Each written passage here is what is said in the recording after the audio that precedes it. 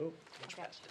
it is 6 p.m. I'd like to call to order the March 24th Richland Hills Planning and Zoning Commission meeting. Item 2, executive session pursuant to the Open Meetings Act, Chapter 551, Texas Government Code, Section 551.071.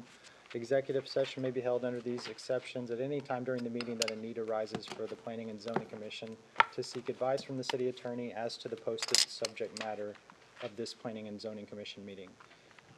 Do we want to convene now or We could do it now. after public? Okay, so we will briefly meet in executive session with city attorney, and we will resume shortly.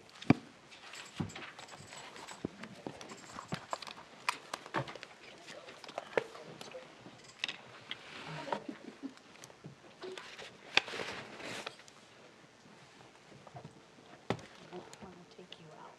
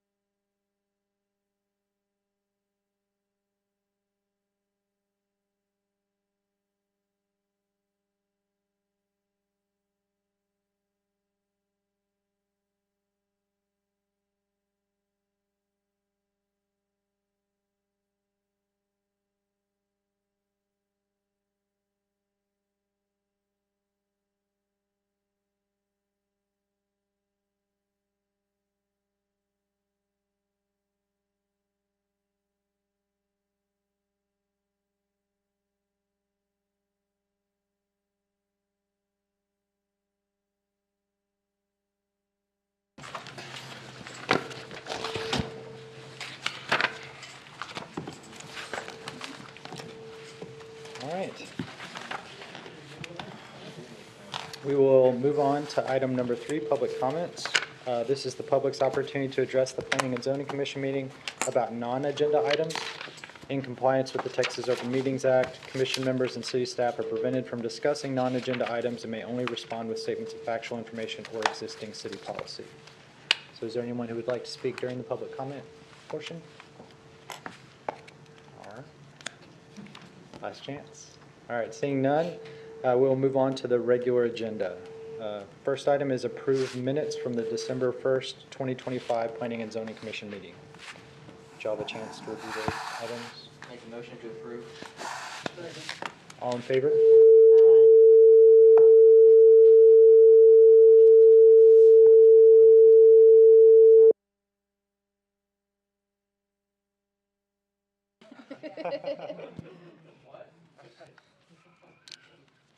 All right, let's vote one more time. All in favor?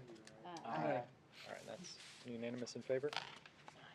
All right, next item, consider a replat for the property described as Lot 1 and Lot 1R and Lot 4R, Block 50, Richland Hills Edition, otherwise known as 3913 Norton Drive, Richland Hills, Texas 76118. Thank you, Chair, members of the Commission, JP2K Development Services. Presenting item B, this is a replat for 3913 Norton Drive. The subject property is 2.446 acres and it's currently zoned professional office. The applicant and owner is the Richland Hills Christian Church. Again, this is a replat and it's under case 2026-0120. The application itself, like the plat itself, is complete and meets all the requirements of our Article 2 section of our plats ordinance, except for there are going to be 3 zoning variances that are associated with this plat that we'll go over in a couple slides here. Here's an aerial image of the subject property. You can see the star in the little image at the top left of your screen. The property is off of Glenview, Ruth, and Norton. And here's the aerial image next to the proposed plat. And really kind of the reason for this replat is the area that's highlighted in red. Obviously, the whole plat includes the entire property, that entire 2.4 acres that contains the Richland Hills Christian Church. But the purpose of this is that Richland Hills Christian Church would like to allow for their parish house that's kind of currently on the church property to operate separately as a residential use to then be rented out by non-church affiliated individuals.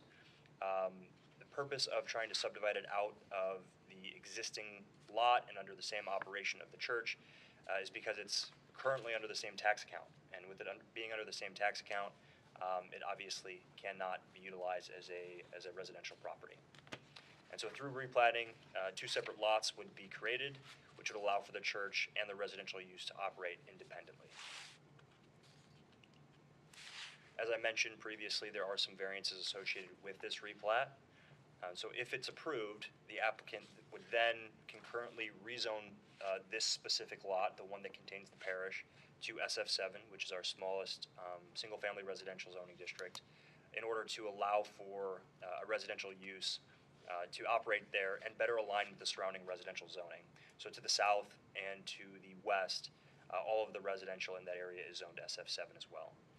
And so the proposed replat will not fully comply with the SF7 area regulations and the accessory structure ordinance. The following variances are being requested in conjunction with this replat. So this table on the bottom left side of your screen is essentially a breakdown of all of the SF7 single-family residential area regulations, and the areas that are highlighted in red are the ones that will not be in compliance if this plat is approved. The first being the side yard street setback. Our ordinance currently requires a 15-foot minimum side yard setback when you're next to the street. This plat would be proposing a 14-foot setback, but I do think it's important to note that when this property was previously platted and when this structure was originally built, the setback at that time was 12.5 feet. And so with seeing the structure is currently set back at 14 feet, it was at one point in compliance, and when we adopted new zoning standards, specifically side yard setbacks in this case, we then essentially grandfathered this structure in place, and the only way to bring it into compliance moving forward would be to change our zoning ordinance, or obviously a complete redevelopment of that site. The next standard would be the rear yard setback. It's not the primary structure. The primary structure is going to be set back the minimum 25 feet from the property line. It's actually a really small wooden shed that's in the backyard. You can see a star highlighting its current location. Our accessory structure ordinance requires that any shed or any accessory structure be at least 5 feet from a property line. In this particular case, they're drawing the boundary about half a foot away from where that shed currently sits. And then the last item is the lot depth. Our SF7 zoning district requires a minimum lot depth of 100 feet. In this case, they're proposing a minimum of 92 feet. The recommended motion is that of approval of the replat for the property described as Lot 1R and Lot 4R, Block 50, Richland Hills Addition, otherwise known as 3913 Norton Drive, Richland Hills, Texas. If you have any questions, myself and the applicants are here. If approved, would there be any future issues if there were modifications done to the property? Changing fences, things like that, would these setbacks then become an issue? So fences don't really, it I mean, it depends. doesn't change the property line, Yeah, technically. The property boundary would never be an issue, because that's obviously what we're creating right It's now. established.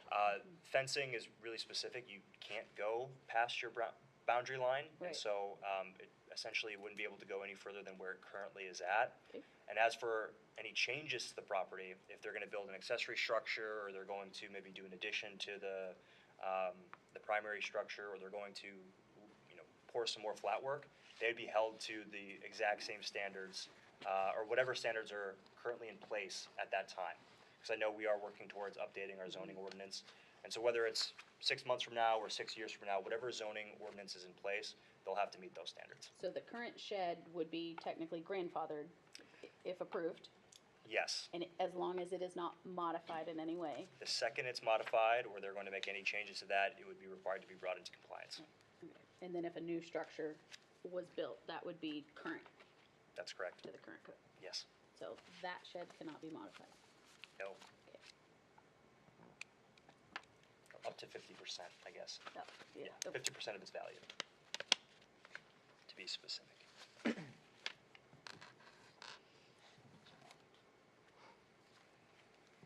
Okay, and just to add clarification for everyone, this is kind of a two-part item. So the first part is a replat of the property. The second part is a zoning change of the use of the property. So for our discussions, we're going to keep those discussions separate.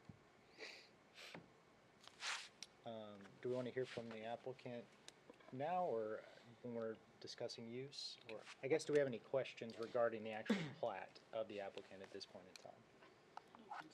I don't know that I personally have any. Down there, anything? I'm good. Oh, okay. Yeah, I guess we can the applicant talk about the whole? Yeah, Both. if you'd like them to, they can. Okay, yeah, let's go ahead and, if you'd like to come and speak, please just introduce yourself and state your name and address for the record. My name is Sharon Gamble. I'm the property chair for Richland Hills Christian Church, and I'm at 3516 Rachel Court in Fort Worth, Texas. To discuss it, we've been a church since 1954. So, and we bought the property in 1954, and we had our first service in 1955. We built the parsonage for our pastor, and we had a full-time pastor until 2 years ago, when we separated from the Disciples of Church.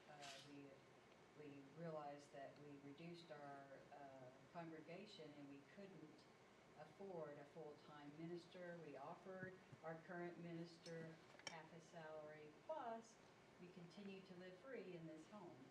And he couldn't afford to make that choice, so we went out for a part-time minister, hoping that we could use the parsonage as part of his income. Well, Jim Eastep is who we got. He's phenomenal. And he lives outside Forney in a brand new home. He had no desire to move to Richland Hills, I can't imagine, but for a part-time job. He's also a professor at one of the seminaries in Dallas. But anyway, so then we thought, well, how can we use the parsonage? And we got a committee together, and you don't know what you don't know until you start to do something. And then that's when we got to meet JP and to learn all the things about how do you go about this. And he's been phenomenal. So we appreciate all his guidance in this. Is there anything you need to know from the church? Probably not at this time. We may have some additional questions for you during the next item. Okay. But thank you. You're welcome. Okay, so I'll open up for discussion. Any thoughts on the, Can we do the public hearing first? oh, you are correct. That's a great point. It is 6:27 PM and I will call the public hearing. If you'd like to speak for or against this item, this is your opportunity to do so. Okay, seeing none, I will close the public hearing at 6:27. Now we can discuss. Yep, sorry about that, y'all. Pretty straightforward plat on my mind. If it's going to be a different use, then it makes sense to subdivide in my mind. But, I agree. yeah. So unless anybody has any additional discussion items, I'll entertain a motion. Or Do we have, can you go back to the wording? Okay. I will motion the approval of a replat for the property described as Lot 1R and Lot 4R, Block 50, Richland Hills Edition, otherwise known as 3913 Norton Drive, Richland Hills, Texas, 76118. and a second. I'll second. Sweet. All in favor? Aye. Aye. That's unanimous in favor. All right, moving on to the next item. Consider ordinance 1541-26, a zoning change from P Professional Office to SF7, single-family residential for the property described as Lot 4R, Block 50, otherwise known as 3913 Norton Drive. Thank you, Chair. Presenting item C, this is a zoning change for the same property that we previously discussed, 3913 Norton Drive. Now the subject size or the acreage of this proposal is only 0.182 acres rather than the previous 2.4 acres. The applicant owner is Richland Hills Christian Church. And the application type for this specific item is a zoning change case under case number 2026-0122. The existing conditions of the subject property, the current zoning is professional office. The acres are 0.182, which were previously 2.446.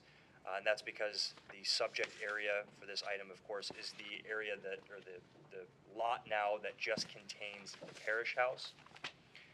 The home within this newly created lot is the home within this newly created lot is 2,107 square feet. And if you look around at the surrounding area, the subject site is currently zoned professional office, which is developed at the church. Then to the north is North Richland Hills, so we don't have that zoning available. It is developed, however. Then to the east, we see professional office zoning district, which is developed as a school.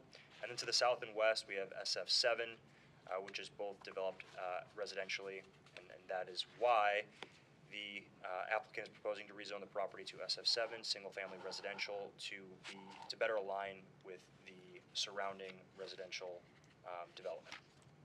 A little bit of history. I know we've touched on some of this already, but Richland Hills Christian Church has operated at this location since 1954. Over time, the site has undergone multiple renovations and expansions, which at one point included the parish house that we've been discussing.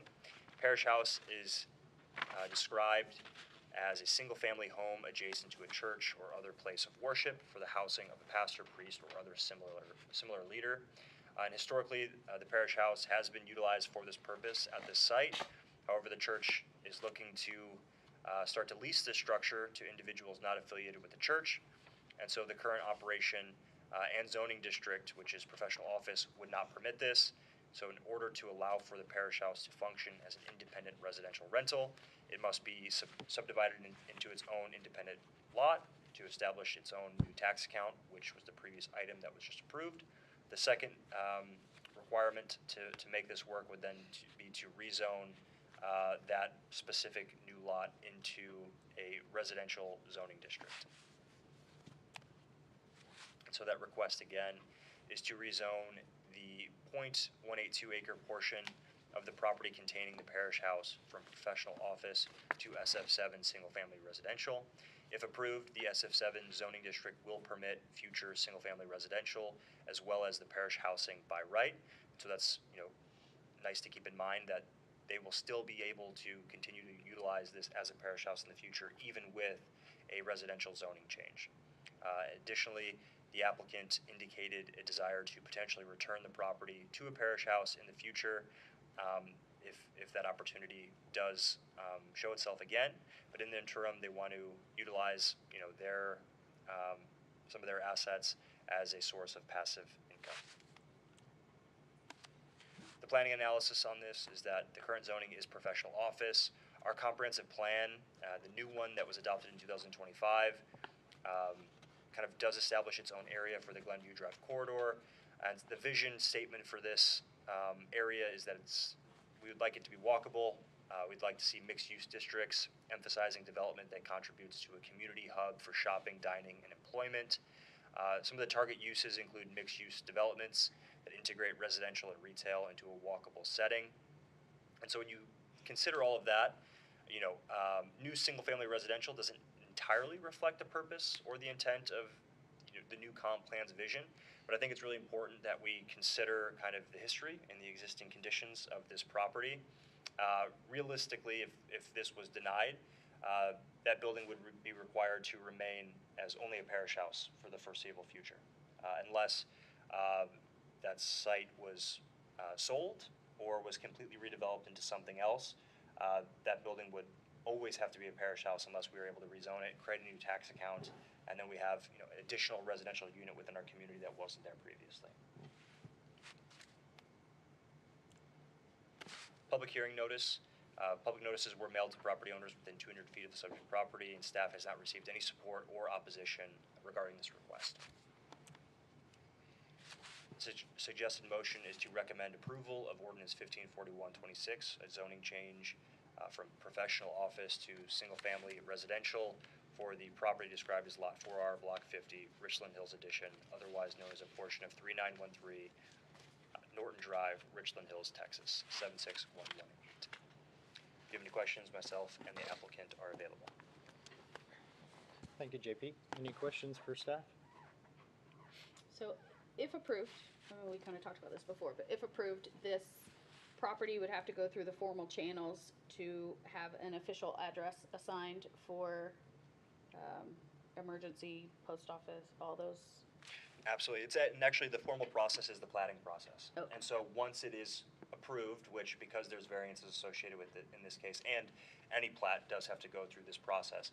But once we do get approval administratively, which we have, that's why it's in front of you, and then we get P&Z and City Council approval, then we do an internal kind of last review where the fire department will determine the new address for that property. Okay. And then being that it would change zoning, it would require property taxes. That's correct. And so, again, a part of the platting process, the final step, I guess I should say, is recording this with the county. So as a part of that process, they are now aware that there's a new lot, and it's a residential lot, and they will take it through the proper channels to establish a new taxing entity. That's correct. Okay.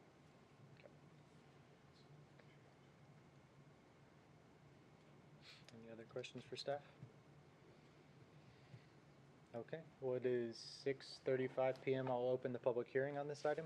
If anyone would like to come speak for or against, now is your chance. Everybody's shy today. All right. Seeing none, I'll close the public hearing and open it for discussion. Does anybody have any questions for the applicant? Is this available for short-term and long-term rental? It will be, but it'd have to go through our short-term rental registration requirements. And so as long as it would be able to meet our policy, then it would be eligible.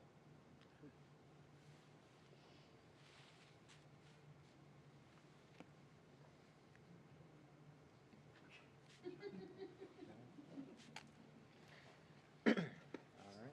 I mean, it's a single-family house right now. Right, yeah. Right in the middle of the neighborhood And too. that's how it's, Yep. yeah. So, the mention of the comprehensive plan makes sense, but it's behind the church, and so unless you get rid of the church, it's really looks more like it's part of the neighborhood than that, the corridor there, so I think it lines up pretty well. That would be an ideal lot for a young family that has an elementary kid that could just walk Yeah. down the Be street. really nice. Be really It'd be nice. Yep, and it's 1 block from the sidewalk that goes to the middle school also. Yeah. Mm-hmm. All right. This- Well, I'll, I don't know where it is. Motion. Sorry. You're good. I will recommend approval of ordinance 1541-26, zoning change from professional office to SF7, single-family residential for the property described as Lot 4R, Block 50, Richland Hills Edition, otherwise known as a portion of 3913 Norton Drive, Richland Hills, Texas 76118. Do I have a second? I'll second. All in favor? Aye. Aye. All right, that's unanimous in favor. We'll move on to the next item. Thank you. Consider ordinance 1540-26, a plan development with a base zoning of,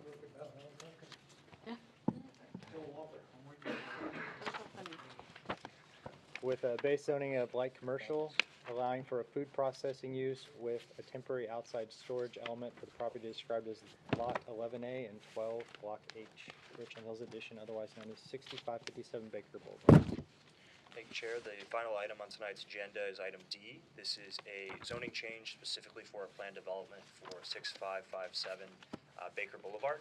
Subject property is .312 acres. The applicant is Anal Desai, and the owner is Eric Hill. The application type is a zoning change specifically to a planned development under case 2026-0128. The existing conditions of the property, it is zoned mixed use. I already talked about the acreage, but it's .312 acres. The existing building on the property is just under 6,000 square feet. And if you look at the surrounding zoning from the subject area, the subject site is currently zoned mixed use. It is developed currently. It has kind of a heavy commercial building and it has had some heavy commercial prior tenants. To the north of the subject property, it is zoned SF10, single-family residential. It is developed residentially. Then to the east and to the south, we see mixed-use zoning with a kind of a mix of either retail development or light commercial development. And then to the west, we see planned development, which is also developed, and it has kind of a light commercial operator or user at that location as well. So relatively consistent to what's being proposed tonight. You can see kind of directly to the west. The proposal is to rezone the property to a planned development with a base zoning of light commercial. And the reason for the light commercial base zoning is to better accommodate not only the current proposal, but any future users that would most likely be attracted to the site. As I mentioned previously, the existing building, the prior users that we've seen at that location have included a construction contractor and auto repair. And so really the only likelihood that you're going to be attracting any retail or anything more, more, I guess, retail based at this site would be if it was going to be completely redeveloped. If this building is going to remain as it is, all of my experience interactions are that light commercial or heavy commercial users are most attracted to this site. So again, the request is to rezone the property to a planned development with a base zoning of light commercial with the following conditions that are currently added within the ordinance. The first being the use of food processing is permitted by right, and then the use of outside storage incidental is permitted by right. So the aforementioned uses, both food processing and outside storage, we had to include those as conditions because they were either prohibited or only permitted by SUP in the light commercial zoning district. And so when we take light commercial as the base zoning, we then had to kind of tinker with some conditions in order to allow for the proposed use while preventing more intensive industrial uses from being permitted by right in the future. I guess that to say, we could have made the base zoning business park, and every use would have been permitted. That kind of every heavy industrial or intense use would be permitted, but we don't want to, I guess, attract those types of uses in the future. We are really just having a conversation about food processing, and so we could rezone the property essentially to light commercial under a PD, and then just allow for food processing by right within that base zoning. So a little bit about the business that's interested in this property and wants to rezone it and eventually start operating there. It's Milwaukee Joe's Ice Cream and the Desi Creamery. So I'm going to do a little bit of reading over the next couple of slides because it's a lot of information, but it was a lot of helpful information that was provided by the applicant. So Milwaukee Joe's is a Texas-based ice cream brand operating retail scoop shops since 1995 in the DFW area. Mr. Desai, the applicant, joined in 2024 as a second-generation owner with the goal of expanding beyond just retail. And so, their focus has shifted towards manufacturing, custom flavor development, and wholesale food service distribution, which has now required a dedicated production facility of approximately 6,000 square feet. As a part of that effort, they established a separate manufacturing and wholesale entity under Mr. Desai's ownership that would be able to support this production growth. And this particular facility would be used for small-scale frozen dessert manufacturing, packaging, frozen storage, and wholesale distribution. The proposed operation, some details surrounding, what a food processing facility of this nature would look like. It would be used for small-scale frozen dessert manufacturing, packaging, frozen storage, and wholesale distribution. It would primarily operate during standard daytime business hours between 7 a.m. and 7 p.m. All production activities would occur entirely within the enclosed building. The operation would consist of receiving dairy ingredients, dry goods, mixing and freezing the product, then packaging it into sealed containers, then storing it in frozen storage areas, and then shipping to their wholesale customers. According to the applicant, there would be no noise or nuisance related to the impacts to the surrounding area, and all processing equipment would be located indoors. The operation would not require heavy machinery or impact generating equipment, and only exterior mechanical components would include rooftop refrigeration condensers and HVAC units. The applicant stated they would employ roughly 3 to 4 employees per shift, and the truck traffic would be limited with approximately 3 to 4 delivery or pickup events per week during peak season and primarily by box truck. Kind of the proposed operation continued. Due to the limited scale of activity, noise, and vibration levels are expected to remain consistent with kind of standard light commercial operations. So although it is a food processing business, they don't believe that they would have any more impact to the surrounding area than any other kind of standard commercial operation. The facility will not generate smoke, grease, or objectionable odors. Grease interceptor would be installed in accordance with the municipal requirements for food production facilities. Production areas will include floor drains to support routine sanitation practices. The facility will conduct daily cleaning and schedule deep cleaning consistent with food safety standards. The operation does not generate hazardous waste and will utilize standard commercial refrigeration systems.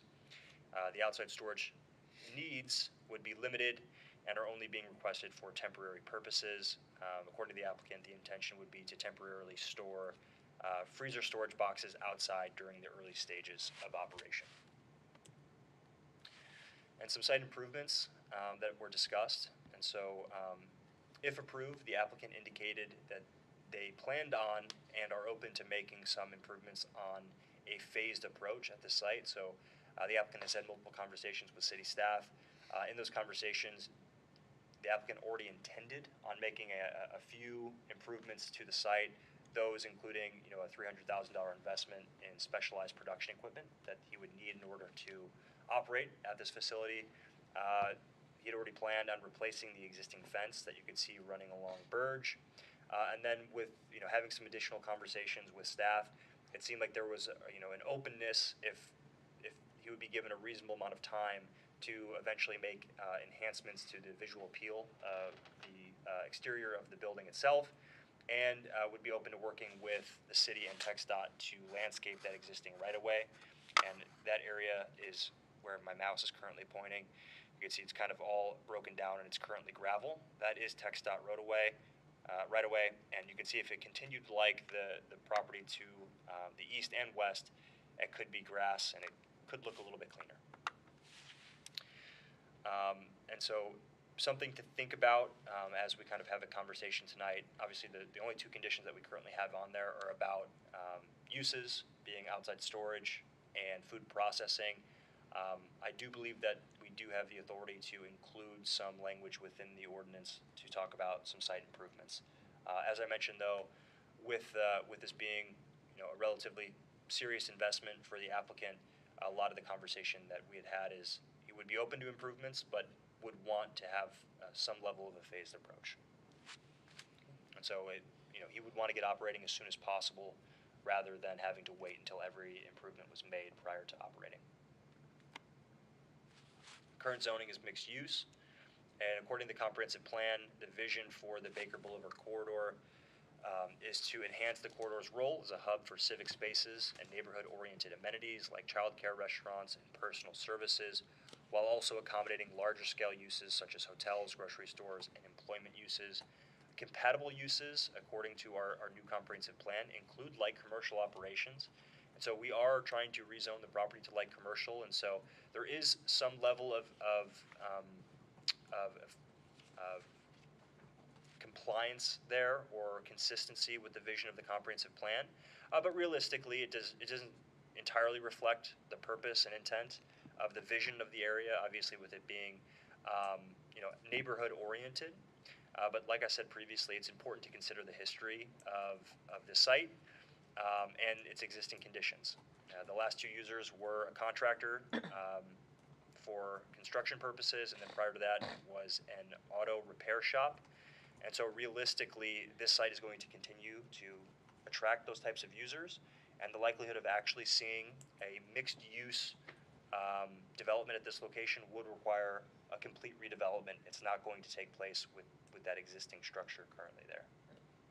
Not to mention, you can tell from an aerial perspective, the site is relatively small, the structure is relatively large, there's not a lot of space for parking, and so the only types of uses that typically require minimum amounts of parking are light commercial or heavy commercial users. Any retail use has a pretty strict parking ratio requirement, which a site like this wouldn't be able to accommodate those types of needs unless they were able to get a parking agreement with the neighbor to the west. Just something to keep in mind. Public hearing notices were mailed to property owners within 200 feet of the subject property, and staff has not received any support or opposition regarding this request. Staff's suggested motion is to provide a recommendation on Ordinance 1541-26, proposing a zoning change from professional office to single-family residential SF7 for the property described as Lot 4R, Block 50, Richland Hills Edition. I think that's the old one. Oh, Oh, That it's was from copy and like- pasted, it's just on the wrong. it's just in the wrong one. So I can, 1 second. To consider prior recommendation on Ordinance 1540-26, a planned development with a base zoning of light commercial, allowing for a food processing use within a temporary outside storage element for the property described as Lot 11A12, Block H, Richland Hills Edition, otherwise known as 6557 Baker Boulevard, Richland Hills, Texas 76118. If you have any questions, myself and the applicant is available. Any questions for staff?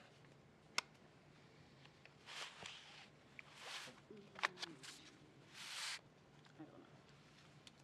Great, so this would be a manufacturing, not sales, is that right? That's correct. There would be no retail element or sales element as a part of, taking place within the site.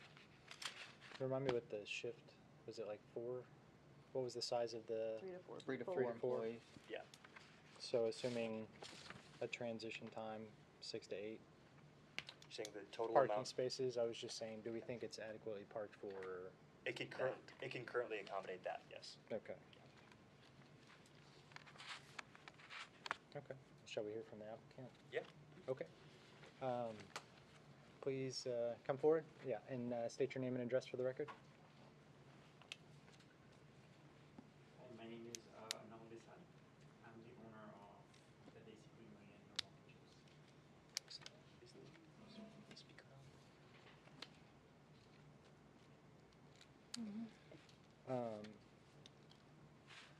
One question I had was truck access. So you said like a box truck would likely be picking up and dropping off. How are you anticipating that flow through the property? Would they just be backing up through the gate? I mean, I'm assuming like a box truck, if you're talking like a 20-foot or something like that. We are currently at the box truck volumes, Mm-hmm. and we anticipate that we're occasionally going to have 18-wheelers as well. Mm-hmm. But So currently, the access to the roller door is on the side on 3rd Street, mm-hmm. and there is a gate on that side that gives us access to the box truck from there. We can, what we wanted intended to do was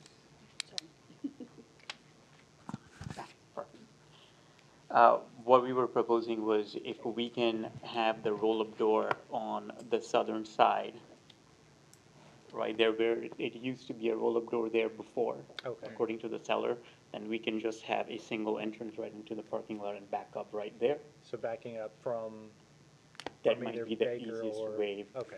without, gaining access to both streets. that was my first thought, is it looked really tight to try to maneuver in that gate, so I was curious how you were planning on that. If I could add something as well, having a couple preliminary conversations with our city engineer and the city manager, it became pretty clear that in regards to access, there would need to be a larger conversation if this was approved about essentially consolidating that access point that you can see right here with their property to the west at Lane Glass. They've already got 2 access points on the property, so this is a third and technically unnecessary for them. And so the goal would be to try to essentially close that up and relocate it to the property, the subject property, so they'd have access off of Baker Boulevard. And then doing potentially cross-access or something like that. There would need to be a larger conversation, but essentially, without current access off of Baker Boulevard and with the property to the west already having 3 access points currently, we could work with them to relocate this one over a little bit. Okay. Is Do you it- think TxDOT would be, That was a bit I of know a, is it a TxDOT's possibility that they could deny it I- and then, Of course, but we would still take it through that process. right, okay. And there would be some constraints, like, with it being an intersection right here, you have to have a certain distance away from that intersection. But according to the preliminary conversations we had, that was something that was brought up. Okay. Trying to clean up this whole access area with this property and the property to the west. Okay.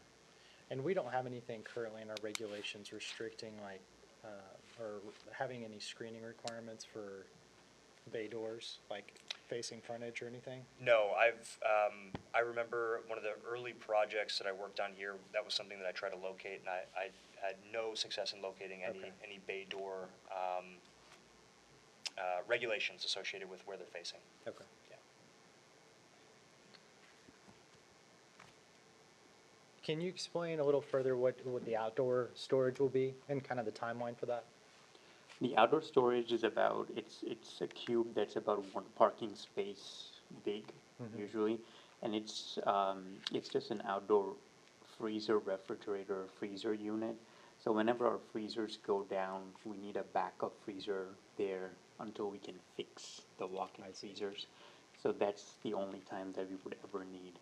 Sometimes if we have an overload of volume of orders and there's a large order going through which needs us to temporarily store it before it gets collected, that's when we call it, and they just drop it. It's like a container size, and they just drop it there, and then they pick it up. Okay, and that would all be within the fenced area? Yes. Okay. And there's currently already a container there from the seller. So there'd be nothing out in the front of the building? Correct. What is our current, I know we have some areas that have outdoor storage restrictions and we have, not setbacks, but restrictions on over the fence. Yeah. Those kind of, Yeah, what can be seen over the fence or the height, how the tall typical, it can be over the yeah, fence. yeah, you're correct. The typical standard is that any materials that you're storing cannot essentially be taller than the height of the fence. You're not supposed to be able to see those materials over the privacy fence. How tall is the refrigeration unit? I would assume it's probably like 8 or 9 feet. I would say so. Okay. And you can probably look into amending the height of the fence in that case, just to make sure that it's behind the fence.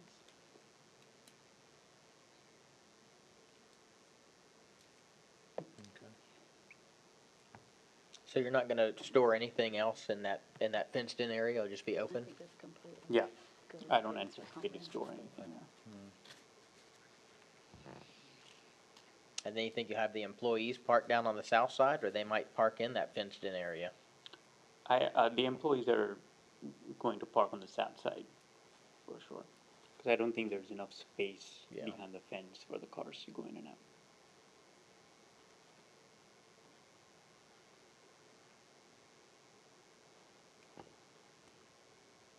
Do you have any plans for the improvements? We are definitely improving the interior part for the facility to put in equipment that's proprietary for our needs. We're also looking, and there was a discussion that I had with JP, was we are very happy to look into what can be done on the exterior facade. Landscaping plus the aesthetics of it, as far as there's some space in there timing wise for us to move in and get some time to put in that. There's been any discussion about the signage? No discussion about signage at this point.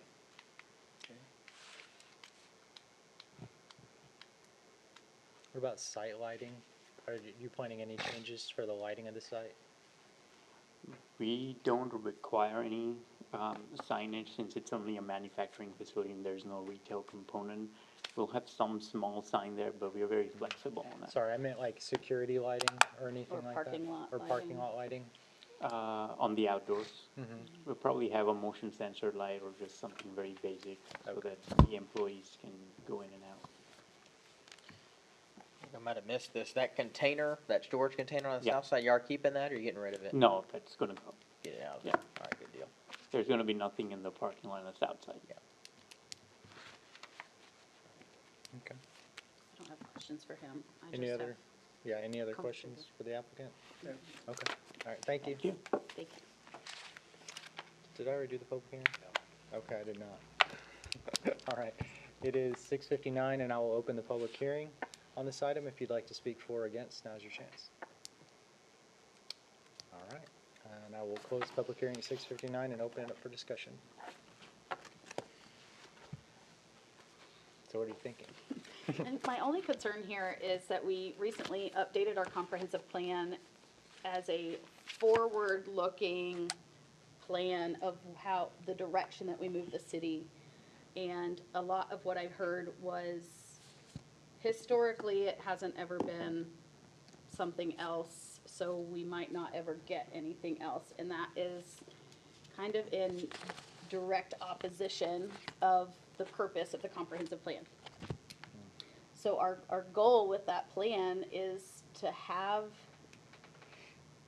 these properties change and move forward. And being that this is a front-facing property on one of our main thoroughfares,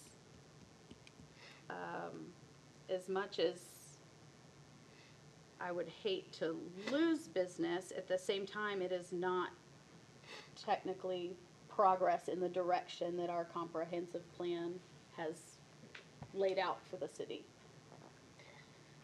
Yeah, and I don't disagree, but it is kind of an odd little sandwich property. Right.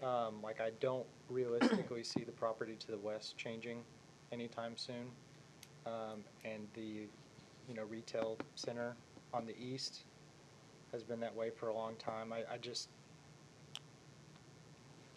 I don't know what it looks because it's such a small property Right. for it to look like a truly a use that matches the comp plan. I feel like the property to the west has to change too. Right, and Or I ev- think that's the problem. idea of the plan, is for Yeah. those to change together. And we currently have other areas in the city that are zoned for this purpose. So I think that's my concern. Or my I think you'd hesitation. have to have a complete redevelopment of that whole area. Yeah, well, that's the hope. I And- mean, and we obviously just- that's We just down the road, approved but, Lane in there, and I don't see them going anywhere for a long time. Yeah.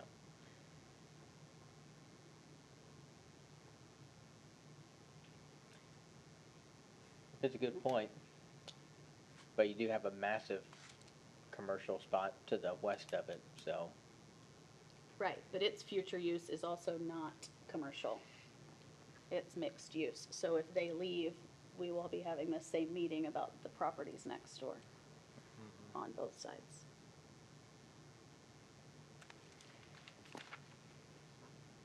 I think that's part of a bigger discussion, but really, this corridor really is not lined up really as mixed use at all right now on the north side of that street. It's all automotive Right. stuff and commercial stuff. But if we so- continue to say, right now will be Yeah. forever.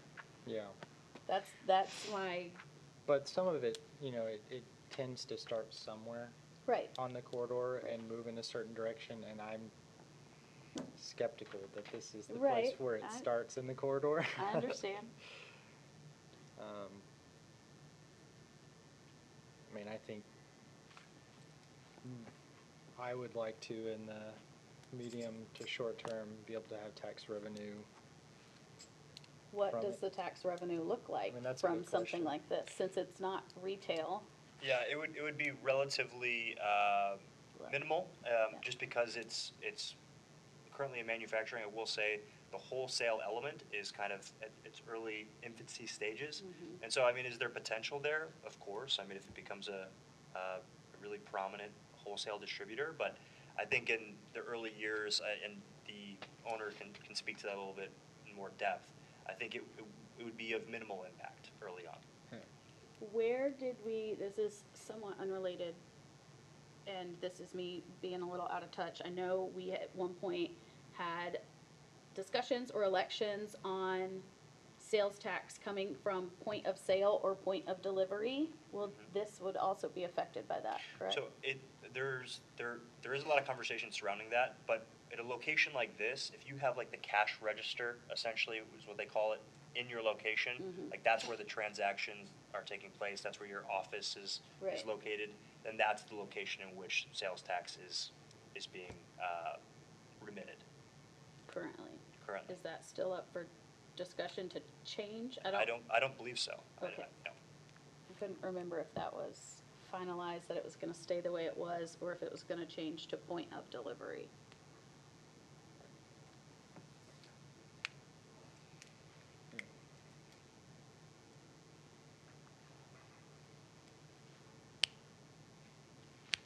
Any thoughts? I mean, obviously we don't see eye to eye, and we don't have to, Yeah, that's fine. and we don't have to all be in agreement. And ultimately, we're just making a recommendation to council anyway. Council's gonna make the final decision. But I also don't want to shut down discussion. If anybody else has any other idea. Definitely a great point. Definitely a great point.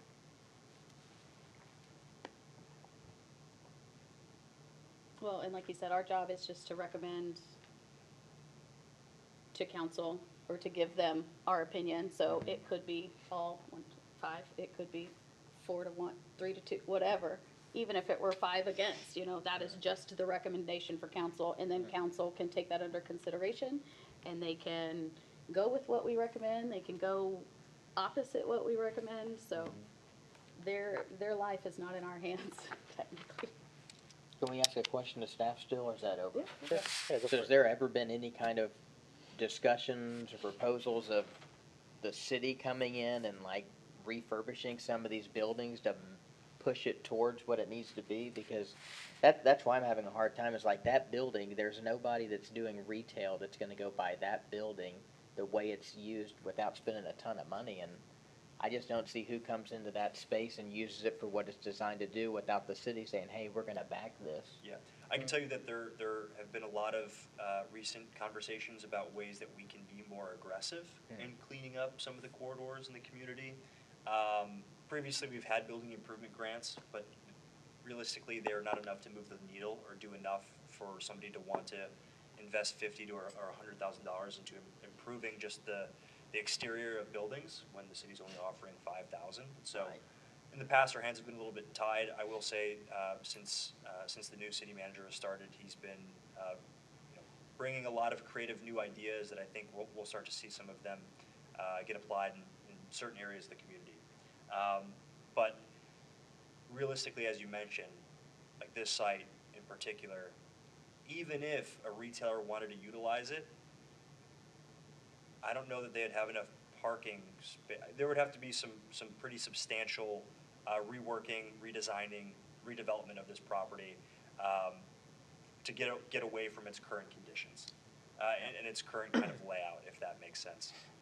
And so there would just have to be enough interest from a retailer to want to purchase the property and then take on the additional cost and responsibility of all of that additional work, essentially. Yeah, that's where I kind of run into the problem, is like the comprehensive plan is a great plan, it's a great vision, but without some substantial investment, I don't really see how any of that flips into that type of setup, I so. think without a developer, that west end is gonna be there until we do get some interest in it. Yeah, and like Well, buy that's buy partially a lot of the it. point of the plan is to bring in those larger developers like. And we're focusing on different. Right. There are areas of the community where we are prioritizing as kind of focus areas, and Baker Boulevard is certainly one of them. But as we're talking with developers and trying to figure out exactly what areas do we want to focus on first, there like I said, there is a list of priority, and this particular stretch of Baker isn't necessarily at the top of that. Yeah, I think the size of it for me, and like I've been saying, like the actual existing conditions on the property, if it was a bigger lot that someone could come in and demo the structure and build something new, then I would probably be a little more apprehensive about approving something like this. But given just kind of the unique nature of this site, I think I generally would approve these. I'd like to make a motion to approve ordinance 1540-26, a planned development 2025-26 for the base zoning of light commercial, allowing for food processing, using a temporary outside storage element for the property described as Lot 11A and 12, Block H, Richland Hills Addition, otherwise known as 6557 Baker Boulevard, Richland Hills, Texas 76118. Before we move forward, can I recommend a potential amendment? Is, do we want to look at any of the site improvements and including that in the motion? The big one for me would be the fence.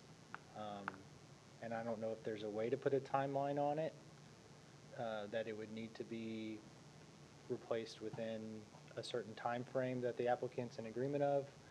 Is that something legally we can do? Put a timeline on a PD? I don't think I've seen that before. Maybe JP can speak more to it, but I believe that they would need to do that before they could start. the Before they use. could get their CO? I think so. JP, do you 'Cause have I'm- experience with that? Yeah, I can look into that further. I do believe that I have, or at least I know Richland Hills, I think in the past has established planned developments with improvements that they wanted to see made to the site, and establish essentially timelines for that. So what I'll do is I will take a look and confirm that we're not doing anything out of bounds or illegal in that, but I do believe that it is possible. Yeah, I think we've done it before where we've had a list of improvements and they've been given, or they provide a schedule and say, okay, these improvements are gonna be done during this first 90 days, whatever, and then And incrementally. If we do find that it is something that, you know, maybe doesn't make sense or it's not easily enforceable, then we could probably do something external of some sort of kind of just written agreement, you know, outside of the ordinance itself. Is it the wood fence you have concern about or the metal? Sorry, what was the second question? Wood fence or The metal? metal fence we replaced on the side? The wood fence. Okay, we've already got the metal fence started behind that. We're just waiting on the rest of the materials to probably be here at the end of this week, middle of next week. And then we're gonna take the rest of that wood fence down, Okay, well, that answers the question. if that helps. But Yeah. what's the height? Yeah. What's the height of that Yeah. new metal fence? What's the height of, It's the same height, Same Okay. height, so it's a 6 foot 7 or eight. 7, 8, or is it 8 foot? I can't tell. Okay. Is that this one over here? Mm-hmm. There's a picture. Okay. Yeah. Well, yeah, if they're doing that, I mean, that would be my one amendment that I would recommend is that the replacement of the fence is a contingent for the PD. And I guess, do we have to stipulate that directly, or can we just say we're recommending that council includes I would include it in the motion. in the motion? Okay. So with an additional condition regarding, Improvements. yeah, improvement to the fence. Okay. Do you want to add that to your motion? Yep. Okay. As you stated. Is that okay? Is that okay? As he stated? Let's read Reread it. it? Okay. Sorry, Keith. Let's read it there. All right, make a motion to approve ordinance 1540-26A, a plan development 2025-20226, with a base zoning of light commercial, allowing for food processing, use with the temporary outside storage element for the property described as Lot 11A and 12, Block H, Richland Hills Edition, otherwise known as 6557 Baker Boulevard, Richland Hills, Texas 76118, and to include that a metal fence will replace the existing wooden fence. Can we just make it a new fence? New fence. New fence. Replacement of the existing Uh, fencing. That we have a new fence on the property. Okay. All second? All in favor? Aye. And opposed? Nay. All right, so that's 1 against and 4 in favor. All right. Where are we at? Okay, so that is our last item on the agenda, so I will adjourn the meeting at 7:13 PM. Thank you, everyone. Thank you.